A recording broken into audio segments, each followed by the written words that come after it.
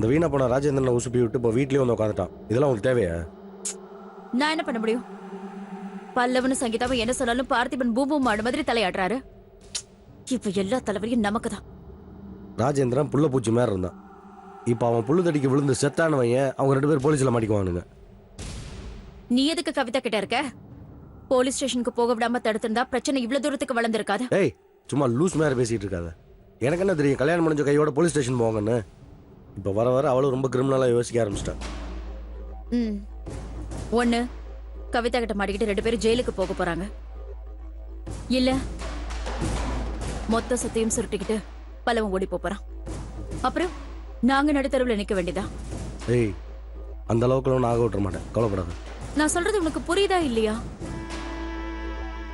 கவிதா ஜெயிச்சாலும் பார்த்திபனுக்கு தான் பிரச்சனை, பல்லவன் ஜெயிச்சாலும் பார்த்திபனுக்கு தான் பிரச்சனை. அப்புறம் எதுக்கு நான் அந்த ஆளுக்கு பொண்டாட்டியா வாழணும்? இந்த பார், அவசரப்படாத. சொத்துக்காக தான் நம்ம பிரிஞ்சிருக்கோம். நீ பாட்டுக்கு உன பிரிஞ்சு வந்துட்டேன்னு வையே, அப்புறம் இவ்வளவு பட்ட கஷ்டம்லாம் வீணா போயிடும். தயாளன் சார் சம்பந்திச்ச டிஎம்எஃப் கவிதா கிட்ட போயிடுச்சு.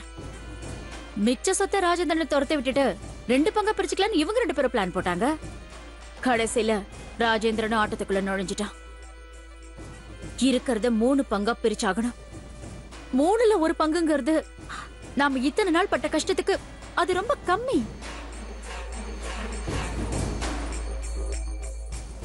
அந்த ஷாரு கிடைக்குமா கிடைக்காதான்னு தெரியல. பல்லவன் தனியா என்ன பிளான் பண்ணி வச்சிருக்கான்னு வேற தெரியல. சொத்துக்கா தம்பியை கடத்தி போதை மருந்து கொடுத்தவன் நாளைக்கு அண்ணன் என்ன வேணா செய்வான். எனக்கும் அந்த பயம்தான் இருக்கு. பல்லவனுக்கு சொத்து தான் முக்கியம்.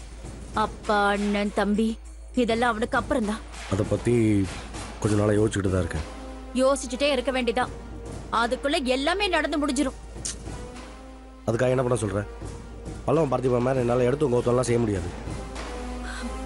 எதையுமே கொஞ்சம் நிதானமாக செய்யணும். முக்கியமா ஜெயிக்கணும். என்னால எத்தனை நாள் தான் பொறுமையா இருக்க முடியும்? சொத்து வரது இருக்கட்டும், அந்த பார்த்திபனோட வாழறது எனக்கு நரக வேதனையா இருக்கு.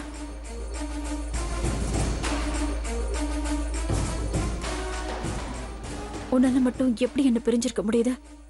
எனக்கு கஷ்டமா தாண்டி இருக்கு. கஷ்டப்படலைன்னா சொத்து கிடைக்குமா? சொத்துக்காக என்ன மிஸ் பண்ண மாட்டியே?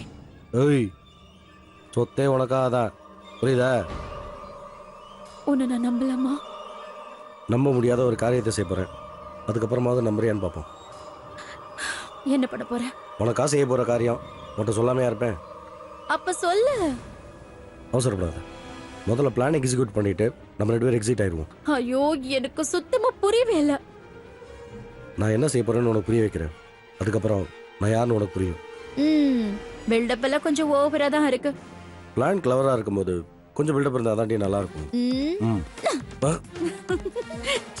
ஏய், எனக்கு வலிக்குது. உன்ன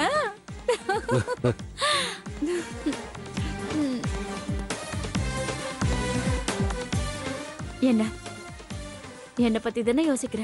எப்பயுமே உன்னை பத்தி தான் யோசிச்சுட்டு இருப்பேன். தேங்க்யூ. ஆமா.